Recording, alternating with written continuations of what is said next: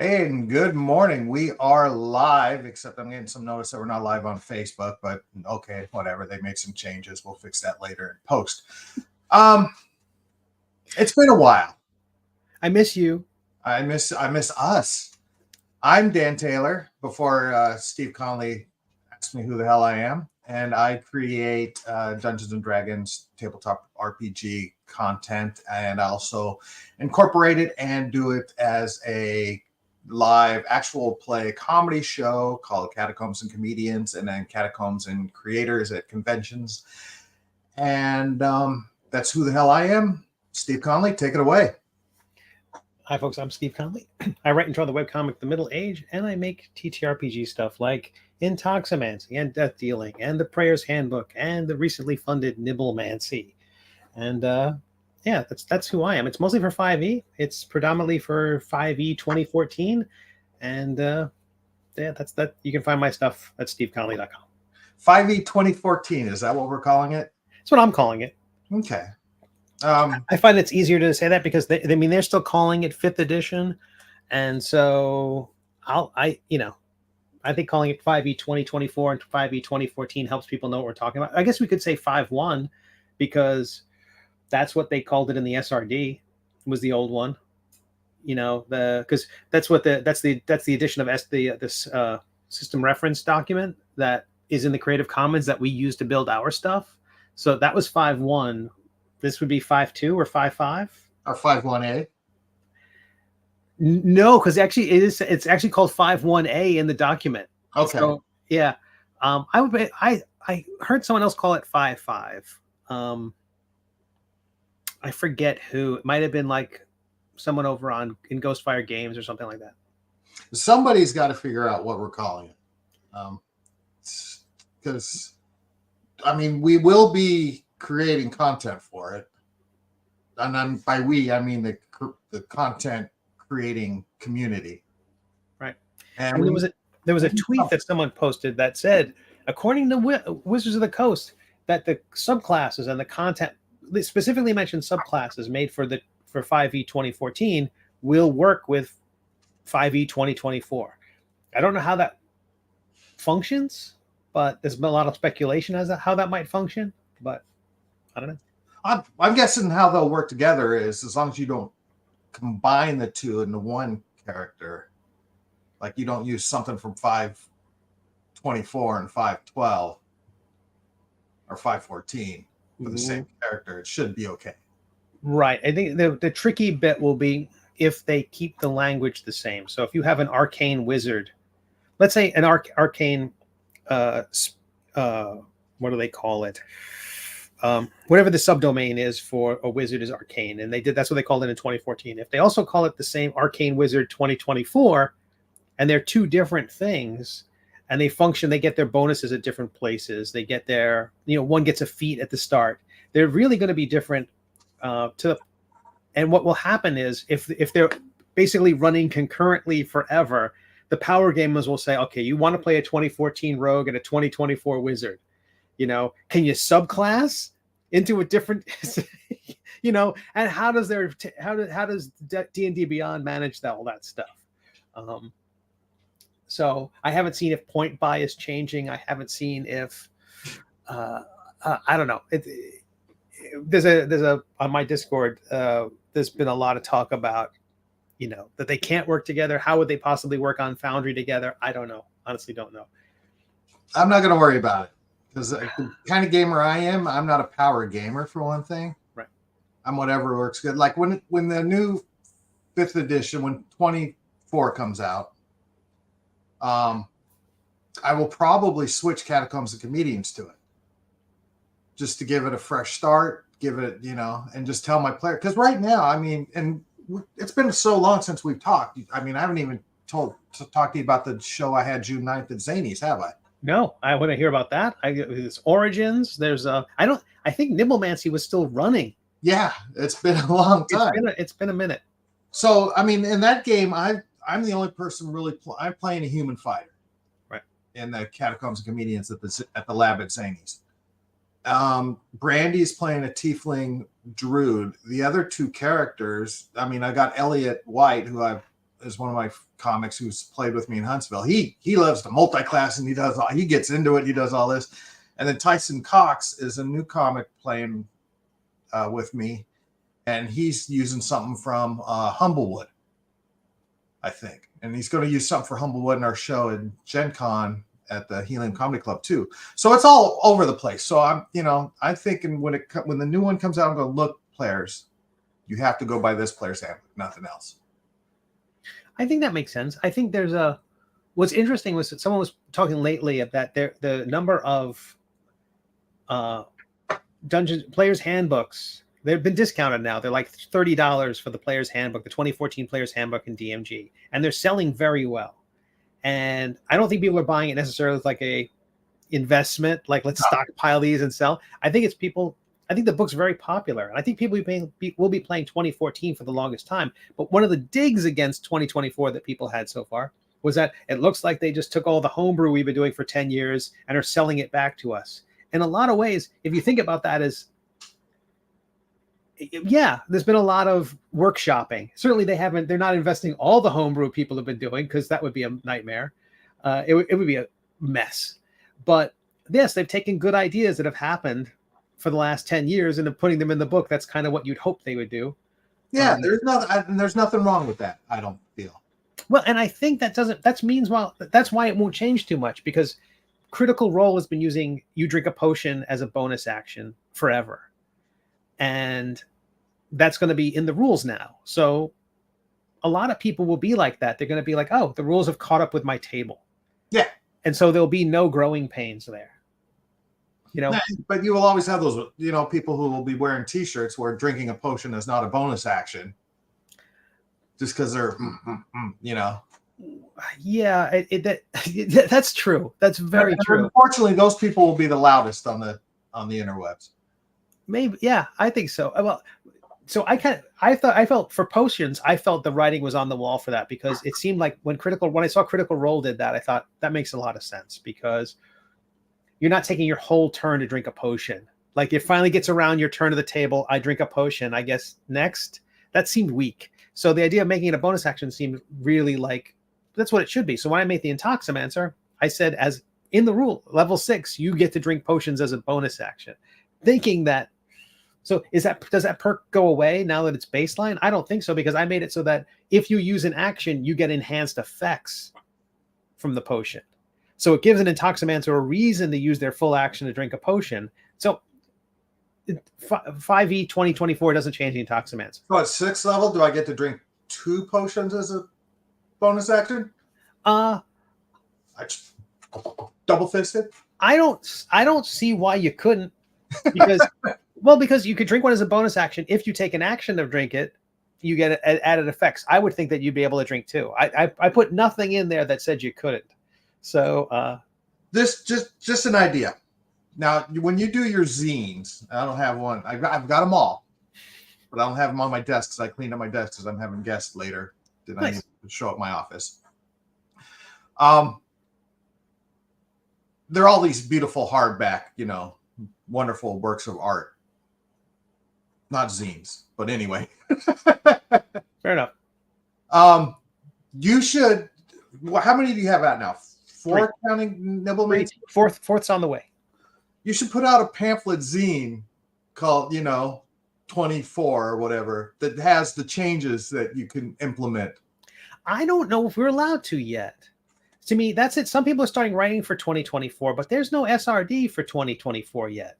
So I feel like we can probably take into account the way we take into account Tales of the Valiant, the way I took into account Critical Role, kind of looking forward as saying that here's this thing, how the rules might change. I think when we write these, we should account for it. We shouldn't do anything that contradicts that necessarily. But I think like we also were never able to take, I'm sorry, what are their tech characters, their tech class? The Artificer. Yeah, we were never able to use the Artificer, but we knew it was out there, so we had to work around it. Like, so that's exactly what I'm doing in Nibblemancy. Nibblemancy has you're a cooking wizard. There are recipes you unlock by multiclassing. So if you are a fighter Nibblemancer, you unlock a special potion that makes it better for you. Like there's one that's like for Bard, it's called the Musical Fruit Burrito, which gives you second wind. A fighter's like a second wind, like a fighter for your Bard. It's dumb. But that's that's this whole subclass. But I have a catch-all category for if you subclass into something else, something not on this list, and that's to account for the Artificer or the whatever the Alchemist is that I think Dungeon Dudes have, or the Blood Hunter that Critical Role has. I think accounting for everybody else, the stuff everybody else is doing, is probably a fine thing. But we just can't make reference to it until they get their new SRD out. Fingers crossed they do. I mean, they've said that an SRD is coming out, right? They said they're going to put it in the Creative Commons. They just don't say when. But like, let's say right now, as designers and content creators, we're at this point. Well, do we just keep doing the way we're doing it, or should we start? When stuff starts being seen, what's to stop me? And this, I don't believe this is an SRD or an open gaming license issue, but to start forming my stat blocks like the new stat blocks. Yeah, I think you're probably fine with that. I think you're probably fine. I'm going to keep doing everything for 5e 2014 because the Creative Commons license lets me, use their language in a way that doesn't violate anyone's copyright. Right.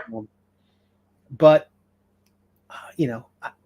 if one of the arguments that was made around the time of the OGL catastrophe was that you can't patent game mechanics. Mm-hmm. So I think it's one of the reasons why Critical Role's Candela Obscura feels so much like Blades in the Dark, and they cite it as a influence, and it's a heavy influence. So similarly, I think we could probably do that, with Wizards, and I think given Wizards' track record with bad PR, that they're probably not going to go after Dan Taylor. And even if they did, you'd find a way to turn that into gold. You'd spin that in some way. So yeah, come on, Marvel and DC did it. Come, bring it on, Wizards. Right. No, so I am very much looking forward to the new D&D. But you know me, I'm a D&D homer. Oh yeah. I'm digging into Tales of the Valiant now. The books arrived here last week. Did you get yours? Beautiful. No, there's the smallest little crease right there from the GM screen. Good for you. That's great if it's only a little crease. And I'm not big. And then for some reason I went ahead and bought the fancy ones. Oh, beautiful. So they've got no hexagon nut job in the middle. Right. These just came in yesterday. Glorious. They were beautifully packaged. I don't know how yours are packed, but I had foam all around it. Oh no, the outer packaging was great. The stupid thing they did was they put that GM screen, they heat sealed it. If the GM screen was not shrink wrapped with a heat sealed shrink wrap, if it didn't have that and that hard plastic ridge. Yeah. So what they did was they packaged it gloriously. It was one of the best packed things I've ever received from a publisher. Double boxed. Yeah, I got a ridge right here. Yeah. Yeah, and it's hard plastic because it's soft plastic, but once you melt it, it becomes sharp. And so beautifully packaged. They gingerly, I imagine they were wearing white gloves when they put the little white foam corners. And then what they did was they took this sealed GM screen and slapped it on top. Not a big deal if your GM screen arrived to you the entire trip up like that. But God forbid, like mine, where the 10 pounds of books are pressing that slipcase into that sharp edge. Now mine's torn. It's not lacerated, but it looks like ass. And the trouble is, that is so nothing on mine. Oh, but to the big thing was that they said they're not replacing them. So that's shitty. Because I recently got some dice. I did the the Norse Foundry metal dice, and they came in a like plastic cube with green slime in it. Awesome. But each dice was individually bagged inside, and some of some of the slime. Well, first I noticed it, and I emailed them and I said, "Hey, look, my plastic case is cracked, and the green ooze oozed out." Hmm. But I guess a lot of people are complaining that the little bags, because each one was individually bagged, each dice inside, had the ooze has gotten in there and kind of corroded the metal dice. Oh, that sucks. And so I didn't even look at that yet. I said, "Hey, here's that." And they said, "Well, if you got corroded dice, here, send us pictures, and it'll take 90 days to get replacements." That's what you do. But I was like, but I wasn't even complaining about my dice. I'm complaining about the cracked plastic case. I'm sure they'll replace that too. And they didn't, and but they gave me the stamp. Everybody else is complaining about the dice. They didn't even read my complaint, is what I'm saying. Right. Their default thing was, got it. We're getting a ton of these to come in. We're overwhelmed. I'm sure that's what poor Kobold Press is going through right now. And they had a stock response, which was, that's the part that got me. They said they're unable to fix them. They're unable to reprint them. And I just don't think that's true. They might be unwilling, but it's not like the art of box folding has been lost to the ages, and until it's rediscovered by future generations, can we ever recreate these boxes? It's more like we don't have the money. And I think that's it. We've spent the money. Yeah, we're working with a printer and a manufacturer, and we don't want to injure our relationship with them. But to me, the idea of shipping stuff which is damaged not because of the post office, not because of the shippers, but because of how it was packaged and getting it to people. And half the people seem to have gotten a pristine book, and that's awesome. But the rest of us who got damaged stuff, it kind of sucks. And that they were not standing by their stuff would make me real hesitant to back another campaign of theirs. Because that's really what comes down to. I've had people, t-shirts, and listen to me, look at me. It's not like I'm not a fan. Yeah. But it was like, that was billed kind of as, sure, who knows what WotC's doing? It was created in that period of the OGL before Wizards decided, we'll put it in the Creative Commons, where we didn't know what was happening. And these guys stepped up with flag waving, like, okay, we got you guys. We got your back. And then I feel like it's that interstitial SpongeBob SquarePants, $1.2 million later. Mm-hmm. It's like, then their customer service intern is writing us, here's your $10 coupon. Yeah, I mean, I get a $10 coupon just because I have a slipcase, which is great. I'm like, okay. And I've ordered books from their website before, and yeah. But now this isn't going to stop you necessarily from buying Kobold products or backing Kobold products on Kickstarter. When it comes out to your local friendly game store, you might say, hey, I'll use this because you can see how pristine or how, undamaged it is when you buy it, right? Yeah, I know. I think I would support their products, and I like a lot of their contributors. I think they use incredibly talented people, and I think their products are good. The books, it has the hexagonal bolt stamp in the middle of the dragon's face.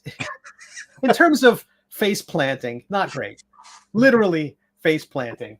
I just got a shiny wizard. It's beautiful. It's gorgeous. And the thing was, a lot of what we invested a lot. My pledge was $114. I think mine was $220. I don't know why I went for this special fancy version. It's lovely. It's not my style. But but I think we were like really rallying for them. We wanted them to do well, and we wanted to be early adopters of their product. And I felt like we were standing by them and supporting them. And that's why I feel like I was telling a mutual friend of ours, I felt a little bit like they weren't standing by us in return. And it was this big rallying community grassroots thing, and now it became very corporate. I'm sorry you feel that way, kind of stuff. Like, not a great look. Yeah, that's what they get for having Boeing package material. But the books themselves are glorious. I think they're great, and again, their writers and contributors are all top notch. If I had one complaint about the book, tell me. I think their paper stock is a little thin. I heard that. It feels a little brittle, but given the thickness of it, given the page count. Yeah, I don't know how much. But I don't know. I mean, it's a standard, RPG book thickness, but that's just my only complaint, and it's not that big of a deal. I've seen that as I've been following this on their the comments on the Kickstarter campaign page and on their latest update, and that I've seen people talk about the paper feeling particularly thin. I mean, I just off the head, I don't know if this is like a 70, I would have gone to maybe a 90, just a little bit more, just to give it a little. Yeah, especially if it's a reference book and you're going to be doing a lot of this. Yeah. How's the show through? That's really the thing I worry about is the readability or art picking through the other pages. You can't really see it. That's good. I can clearly see the dragon on the other side here. Yeah, that becomes an issue sometimes. But it's not showing up on the camera, so. Gotcha. That's usually what it gets distracting is if there's a gigantic, complicated eye tyrant on one page and you're trying to read the small print on the map on the other side.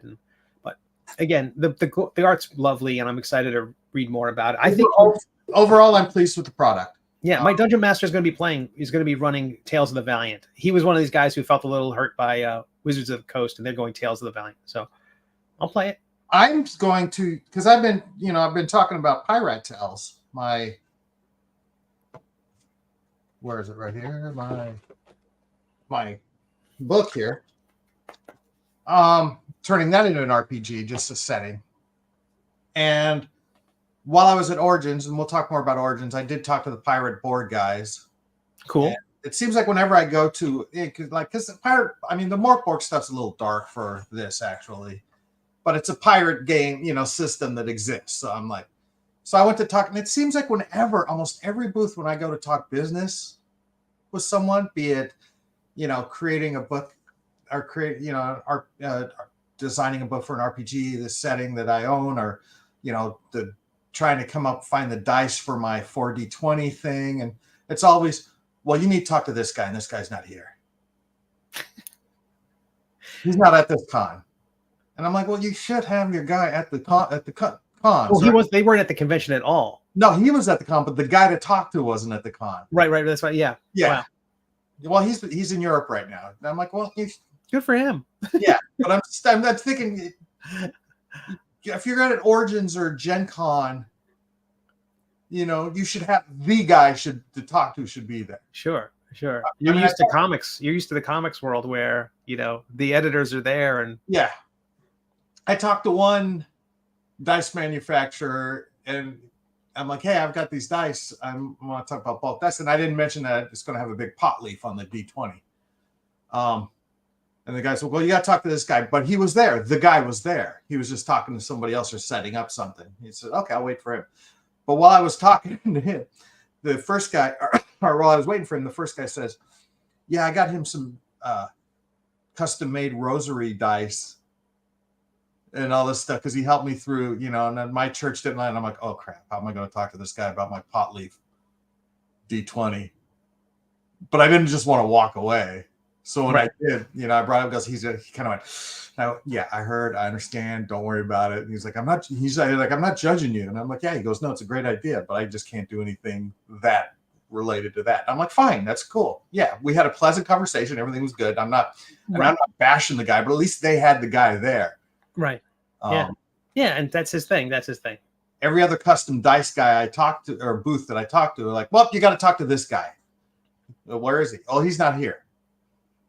I'm like, oh, okay, just fill out this form and send it in. Oh, well, I want to, Right. I didn't want to fill out a form. I want to talk more than that. I need, if you want me to buy $1,000 worth of dice, right, you should have the guy there. That's just me. No, I totally, that makes all the sense in the world. But okay, so Tales of the Valiant. I'm thinking I think I might do Pirate Tales as a Black Flag game, which is because it's right there in the title. Sure. Black Flag Pirate, Pirate Tales. Sure. I'm used to the 5th edition, this is 5th edition. It's a 5th edition. It was meant to be a fork. It was meant to be an off ramp for. It's like what Pathfinder did for 3rd edition. So that's real quick. That's probably what. When I get around to doing the Pirate Tales, I'll probably do Black Flag. On to Origins now. Yeah, please. I'm excited to hear about it. I don't think I need to go again. Really? What? It was fine. It was okay. But compared to Gen Con and being so close to Gen Con, it was not a lot there, honestly. And, you know, and I don't, and part of it was my fault. We got there Friday early, and I totally forgot about all the events I bought tickets for on Friday. That's on me, you know. We had a very pleasant game Saturday morning where Jean Louise played D&D for her first time. I don't know if you saw the photos. I did. I think I clicked like on every single, love on every single one of them. Because I wanted somebody else to teach her initially rather than her dad, you know, just so I can let somebody else do the base and, you know, and then I can say, okay, this is how we really do it. And you wanted her to play first edition, right? You wanted it to be very crunchy and lots of. Oh yeah. We totally played. You don't start. You start with Thaco in this family. No, but she loved it, and we had to play. We've already played a game at home since we went to Gen Con. So that's awesome. Origins, yeah. So, but the let's say the vendor hall was pretty good. You know, not a lot of the big publishers were necessarily there. There were a lot of the booths that sell the other publisher stuff. Sure. You know, but and you know, and there's plenty of other board game and card game stuff, but I'm not like that. So Origins as an overall game, not RPG, but an overall game, is probably awesome. Right. If that's your vibe. That's not my vibe. You know, I ran into, you know, Matt Forbeck, and it was fun with him. And I ran into Ed Greenwood, and we chatted, and I got to introduce Jean Louise to both of them. John Kovalik was there, you know, so I got to chat with some guys. But I didn't get to do any of the fun. Let's hang out in a bar afterwards and chat because, you know, I had my 8-year-old daughter with me. So that was good. It's small, definitely smaller than Gen Con, obviously. It's kind of, I don't know, kind of had a feel. Did you ever do a WonderCon? No, I never did. Okay, it's kind of like what WonderCon is what WonderCon is the San Diego Comic-Con. Origins seems to be, but less so. There was just not a lot of meat on the bones. You know, like I feel like I get more for my buck at a show like GaryCon or Gamehole Con. And of course that is more focused towards RPG, which is my thing. Right. And even though those shows are smaller, I feel I like it more. Yeah, I try to watch some of the feeds from there, try to live vicariously through the adventures of the people who went to Origins. And it was a lot of board games, a lot of card games, a lot of here's this new system for, you know, cards get stacked this way and you can need a group of 4 people. And I'm like you, I'm just mostly interested in RPGs and minis and things like that. So if it's not that, you know, that's what the vibe I got from looking at it was like, oh no, this is a board game convention. And that's, I mean, they had a lot of floor space dedicated to the jigsaw puzzle speed competition. Okay. And the hotel, the motel that we stayed in, I did a Days Inn cheap type thing. It made the Days Inn cheap that we stayed at Gamehole Con look like a 5-star hotel. So you're itchy now, right? You got this place was just a shithole. Oh no! And I'm like, well, we're here 2 nights. Yeah, we're just gonna power through it, you know. You tell your daughter that. See, this is the kind of dad's never enjoying himself when he's away from home. He misses home so badly, and she even made comments about it because we went in and the lobby was kind of nice. She said it was beautiful because they had like a replica plane in there and the pool was inside. But they didn't have the free breakfast. You know, they had a room service, but it was from a restaurant down the street that would bring it. And it was just dingy, and half the lamps worked, and it was just it was really, really bad. But I'm sorry. I mean, if our wife was there, she would have made us change hotels. But you know me, I'm like, I'm not here. I just need a place to shit, shower, and sleep. Come on, let's go. This is a military incursion. We're it's a surgical strike. Yeah. As long as the bathwater's at least tepid, I'll be all right. So do not stay at the Days Inn airport, Days Inn in Columbus, Ohio. Fair enough. It was horrible. So, but anyway, yeah. So Origins is fine. If I'm down the road, they say, "Hey, Dan, you want to be a guest?" I'm like, "Yeah, okay. If you get, as long as you don't put me in the airport Days Inn."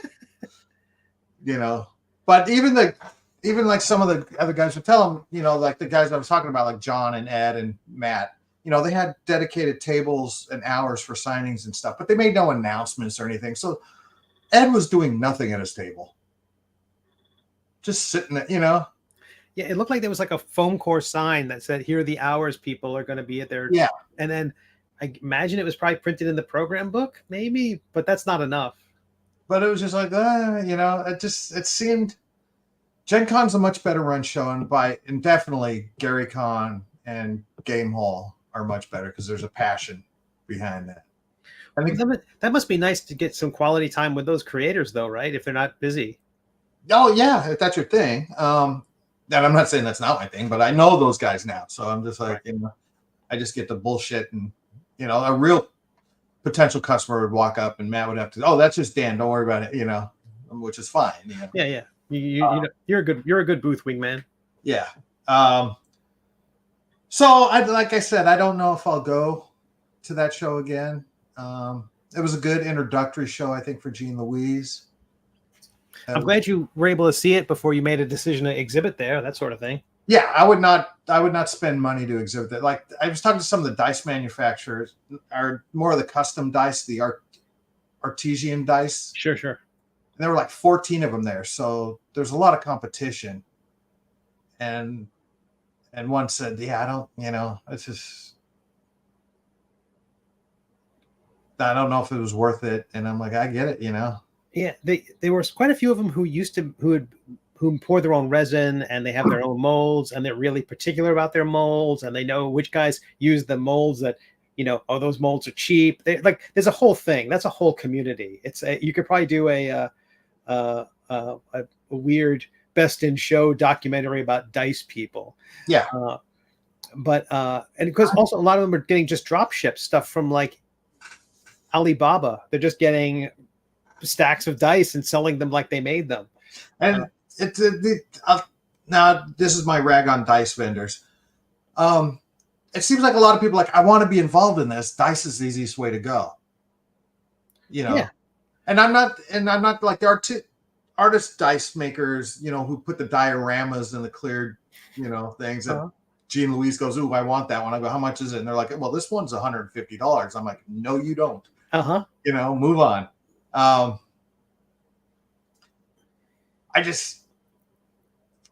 wondering when the dice bubble's going to break. And what's going to replace it? I don't think it will ever go away. And I would say that I'm like, having lived through the death of print media, I'm like, I honestly think as long as people are playing D&D and rolling dice, and as long as they're sitting around tables rolling dice, they're going to want to have this one that's just theirs, right? But no, I agree. But I mean, there's so many people that had, these are gym cut, Sure. $75 for $150 for a set. I mean, those are the ones I'm talking about, Well, I guess if they're truly artisanal, that's one thing. But I do think there's always going to be people who are like, we see them all, print vendors who just grab artwork offline, make 800 copies and sell it at their table. It's like, it's like that. They're going to cannibalize each other. So you'd think at some point someone would drive each other out, but I don't know. The print vendors seem to be doing fine. I got to think it's like bootleg DVDs where, in the pre-streaming world, there are all these DVD tables and VHS tables. With that one cardboard box, 18 and plus. Yeah, it would always be kind of like you'd be there looking at the comics and they have their videos over there, and then somebody sketchy would come up and they would bring up something from behind the table. I'm like, this So I mean, there was a pub across the street that had nice glasses, different glasses every day. So we got a wizard and a archer or a ranger or something like that. That's lovely. But Jean Louise had a good time. I mean, there are times where she's like, I'm overwhelmed. I'm like, hey, me too. Let's just go back to our shitty hotel room and watch Bob's Burgers. I'm glad you didn't take her to Gen Con, because that probably would have like blown her little brain. Yeah, I figure in maybe 2 to 4 years she'll be a Gen Con kid. That's great. And I would definitely take her to Gamehole Con or Gen Con. That's great. Not this year, maybe Gary Con, but you don't need to bunk with an 8-year-old. So, well, we still have to figure out how that's going to work. Because about the shoulder days. No, we'll sort out the hotel stuff for Gamehole Con. I've kept my reservation where I need 5 nights, so I know you only got the 3. So I don't know how I'm gonna swing that. I'm closer than you are, right? Oh yeah, you're right across the street. Yeah. We were there at the moment of their thing, and I went there and it said they didn't have the 2 beds for 5 days. And I'm like, well, I'm not going to get 1 bed. What kind of monster would leave his friend out in the lurch? And like, well, you could be I'll even let you be the big spoon, Steve. But it's a big spoon for 3 nights, and I can eat 5 nights. Well, I'll be a little spoon, for 3 nights. We'll mix it up. Well, I'm in the other hotel. I wasn't able to get the H2. I was in the one that's 2 miles away, not the one that's half a mile away. Okay, so yeah, we'll figure that later whether or not we're bunking together. But we got 2 hotel rooms apparently. We have 2 hotel rooms, ways to figure it out. We have plenty of time. And did you get the 5 nights or not? Yeah, I had to get 5 nights. I got the 3 nights, but I should look in to see if I can get 5 nights added. The 2 nights, the shoulder nights added, just because now that I have a booth. Because I think at the time I didn't know I was going to have a booth. Yeah, we were kind of winging it, but we knew we could cancel it out. But once I got my plane ticket, I'm like, oh, I need some place to sleep.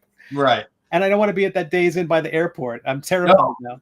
No, you don't. But we'll figure it out. Well, that's not a talk, but that's not a talk for the.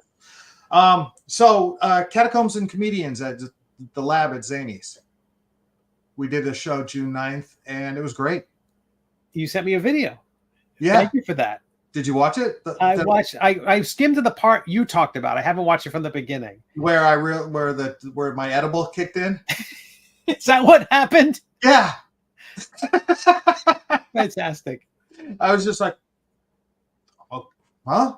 Yeah, my edible, because I took an edible like 3 hours earlier. Was that to take the edge off? Yeah. And I took a 10 milligram instead of like a 5. So I was. All right. I thought he seems very relaxed. I honestly thought I would have more stage fright at that, like in this kind of, being outnumbered by comedians and not having the fez to protect me. Yeah. He's pretty chill.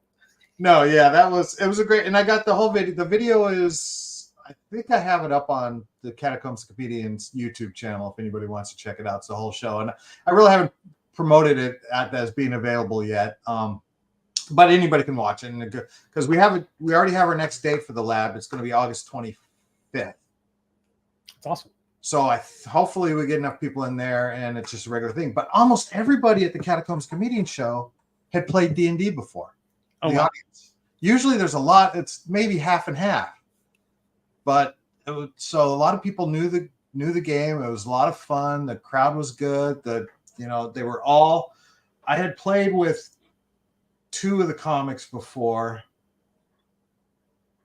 or one of the comics before. Elliot from Huntsville. But I think it was a good show. It was fun. Everything. I think I held my own okay. As a comedian now instead of a dungeon master. I like how they have that LED board behind us. So I was able to put a graphic up for the whole show. Do you think having a D&D audience, do you think they were more a D&D audience than a comedy audience? Or do you think they were a comedy audience who just happens if the Venn diagram overlaps perfectly? Do you think you're going to start getting D&D fans who are going to come in there like they're D&D fans first and comedy fans second? Well, I promote, I do a lot of promoting on the local D&D Facebook groups and stuff like that. So that's definitely, I think at this show was more D&D fans and stand-up comic fans. Was the show promoter happy? I mean, the club owner happy? Yeah, the manager of the night was hoping, the booker was happy with it. I didn't hear anything from the club owners, but that I'm fine at this point, you know. Cool. I mean, they've already given me another date, so That's great. That's great. Same lineup next time? Yeah, it's going to be the same crew. Beautiful. That'll be the regular lab at Zany's crew. I got one comic driving in all the way from Knoxville, one driving in all the way from Huntsville, and two driving in from Indianapolis. Oh my goodness. Yeah, and I'm the only one who's local, so which is fine because I'm twice the age of most of them. It's that's excellent. That's wonderful. And we're already planning Huntsville show. I don't have a date yet, but the booker says yes. Let's get you back into Huntsville. Because the booker Huntsville is my wife. And yeah, so and I got the Helium show the night before Gen Con starts. That'll be my first time playing. And that's coming up on us pretty quick. That'll be July 31st. Yeah. And then I got the 2 shows at Gen Con, the Catacombs and Creators. I got the lineup of 4 creators for the first Thursday show, all set. I'm still trying to finalize my 4 players for the Friday show. I wish you knew whether or not you were going. You were nominated for an Ennies, so you were going, so I knew I had a player in you. But I'm not worried about it. So. We'll know in 1 week's time. Oh, okay. I can wait that long. It's so unlikely. So I would understand if you book somebody else. The likelihood, it was impossible last year and it happened. So it's doubly impossible this year. So I don't know. Death Dealing just doesn't have the same. I don't think it has the same curb appeal as Intoximancy. So and Prayer's Handbook didn't come out in time. No, that came out this year. So that'll be splitting the vote. That'll be splitting the vote with Nibblemancy and the next thing I do. So those will all come out this year. Look at it. So I'm looking forward to Gen Con. Those 3 shows I have there. I'm looking forward to the August show at the Lab at Zany's. I'm looking forward to the next possible show at Huntsville. So Catacombs and Communities is going great right now. Right now I'm just trying to figure out what sort of freebie swag to bring with me to promote that at Gen Con. And stuff. I decided, because I've already said, look, I'm going to have show posters at the 2 shows, maybe at all 3 shows. I'm going to put a battle map on the other side. Cool. I just thought of that, and I was working on that this morning before we got here, because that's got some appeal. It'll be a scene, even though we don't use a battle map in the show. It'll say this is Brian the Lich's lair from, Dawn of Discombobulation or whatever I'm calling it. So that's one thing. Getting my custom dice will still continue. I could get them really cheap if I just bit the bullet and did the research and went straight to China, but that's such an kind of a scary thing. And I honestly don't know. Do we have any? Have you made contacts now with people who have made dice with? Who would know? Who did Tommy Gofton use? Yeah, I guess I should ask Tommy. Yeah. Yeah, because they've made a couple of games, and they had they recently did one with a dice roll blood. It was Evil Dead. They did an Evil Dead game, and the dice were bloody. I bet he might be able to recommend a vendor, but they spare no expense on their stuff. So yeah, Tommy's so busy. He was at Origins, and the only way I saw him was we went to his show, and we made eye contact while he was on stage, and that yeah, he's a blue and yellow blur. That's awesome. He is the hardest working man in RPG Hollywood with all his multimedia. I follow 6 Sides of Gaming on YouTube, and I get notifications all the time about here's another show, here's another thing, here's another thing, here's another thing. Not to mention this new gaming club and restaurant and all this sort of stuff. So awesome. Much props to you, Tommy. Yeah, for real. I thought I was busy. Not even close. That's amazing. So, and then on the 40/20 front, the work still continues on that. And, I'll be promoting that at Gen Con.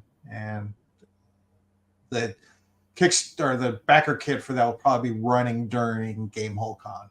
Because it seems to work well for those when people have crowdsourcing or crowdfunding campaigns going on while at the con.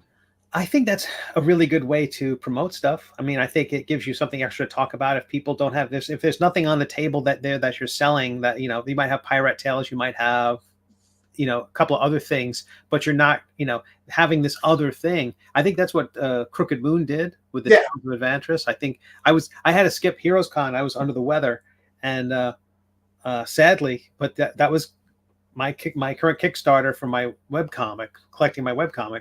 That's going on now to the end of this week, and I hadn't even. I really thought I was going to be able to promote it at that show, and I double another reason why I hated missing Heroes Con.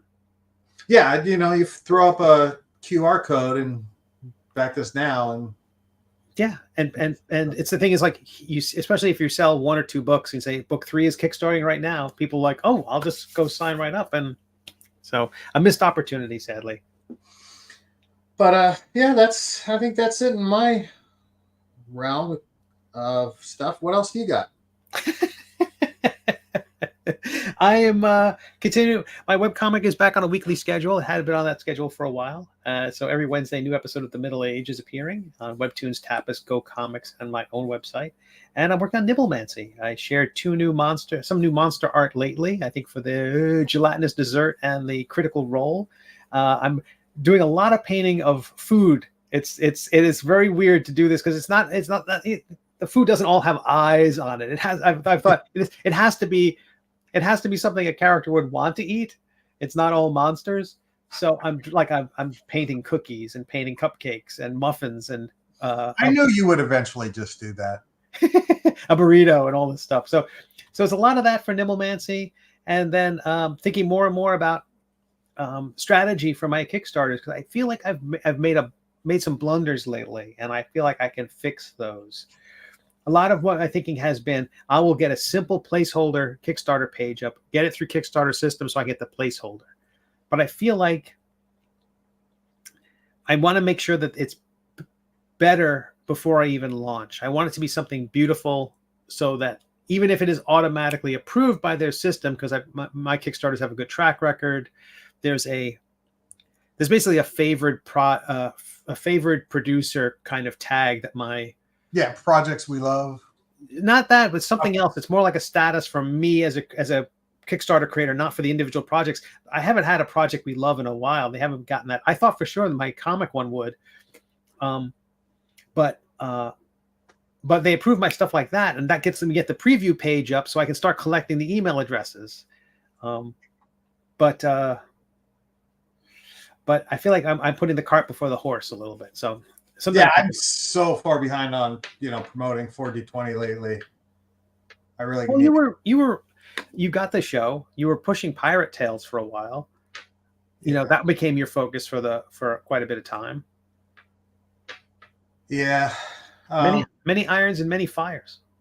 And I got a full-time job, Monday through Friday, and there's been talk with my wife and possibly work that I might start to go a little less hours at work because I'm old and it wears me out.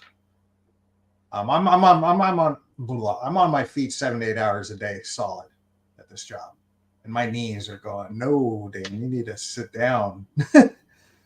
And plus, with my daughter, I'm an old dad. My daughter's 8. I'm 56. I want to be around her more. So when she gets home from school, I would love to be home when she gets home from school. So I might try to work my hours to be more with her school hours, which means losing maybe 10 hours a week. And of course, I'd spend that time ignoring my daughter and working on D&D. That's not going to help your negotiations. I'm not telling the wife and work that. They don't watch this? No, nobody watches this. I thought they were our viewers. No, they're the people that show up to my show. zanies, but yeah, I got the hey boss, I'm so high right now, but I'm not high at work. Amazing. But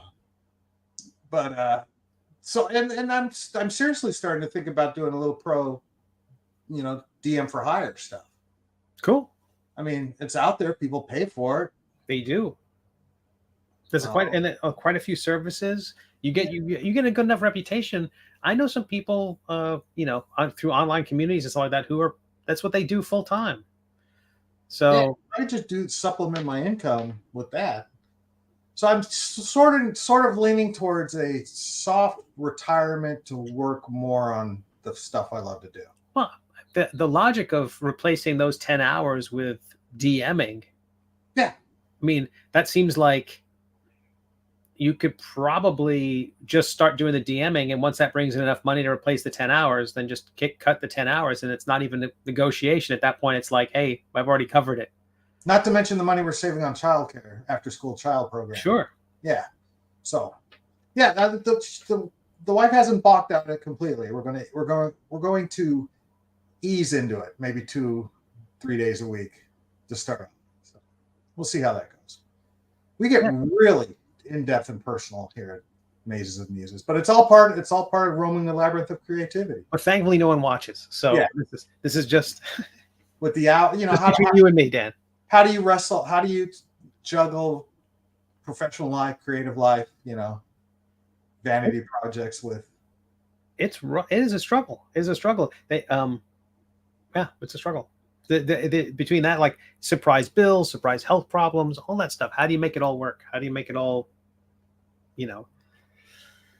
For every muse, there's like 5 gorgons who are trying to stop us, right? Yeah, what it's going to come down with work is okay, boss, what's the least amount of hours I can work and still get health insurance?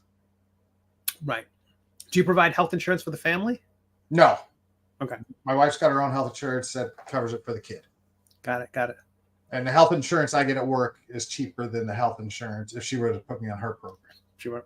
Yep. So, it's crazy how much that works. It's one of the things a lot of web cartoonists who I see, the professional cartoonists, they say the freelance life, it's about this all of them to a man, to a person, they have a significant other who has got health insurance through their work, through their real job. It's like, okay, wait a minute. If you got that covered for you, that's a big deal.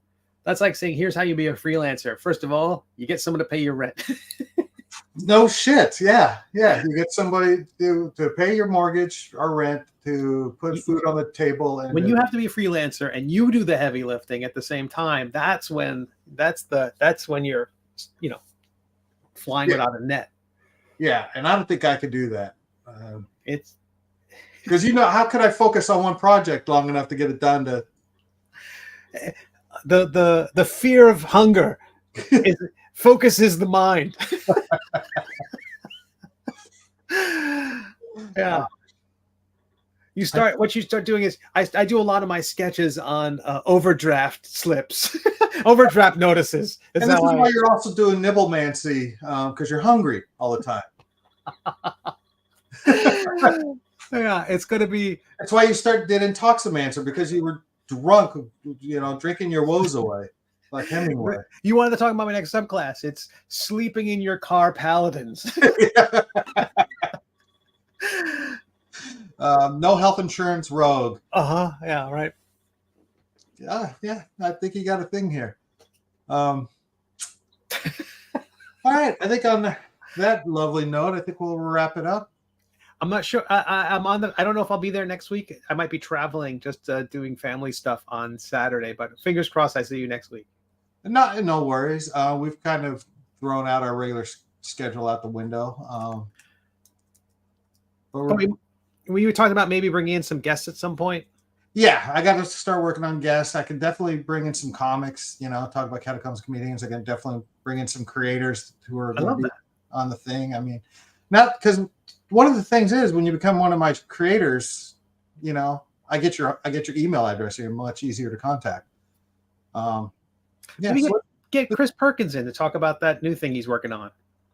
Yeah, I think he's about ready to put a restraining order on me. So As long as he signs it, that'd be nice. Put that on the wall. Put that on the wall behind you. I got a DM's guide signed by him from last Gen Con. So, but no, I haven't talked to Chris in a while. So, but hey, I talked to Ed just last weekend. So that's lovely. Hopefully I'll get him on a Game Hole or Gen Con show, schedule permitting. I did just confirm John Kovalik will be part of the Game Hole. Catacombs and Creators. So there you go. You heard it here first. I mean, just an hour or so ago, I confirmed that. So that's great. That's great. And it's local for him, and so lovely. All right, I think that's it. Anything you want to plug? There are 4 days left for anyone who wants to back the latest.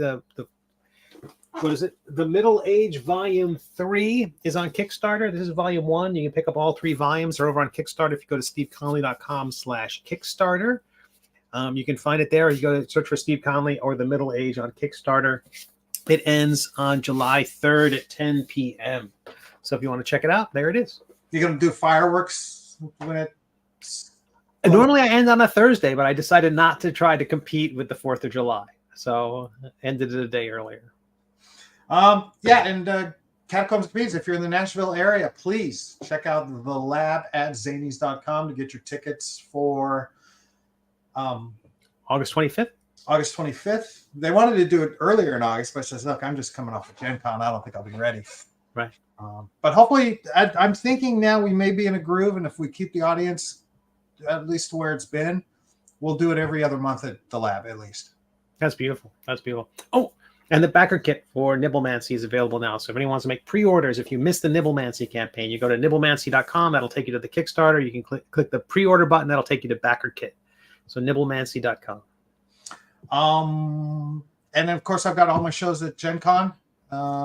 Check your Gen Con schedule. Just look up Catacombs and Comedians for the 2 at the show. Catacombs and Comedians at the Helium Comedy Club in Indianapolis, July 31st. And I got a lot of cool, fun Catacombs Comedian stuff coming up, I think. I want to share with everybody. And don't go away, Steve, after we turn the thing. I got to talk to you about something. All right, guys. Everybody, thanks for joining Steve and I, talking about our crazy lives creating D&D content. May every one of you, even you, Keith, make all your saving throws. Thank you, Keith.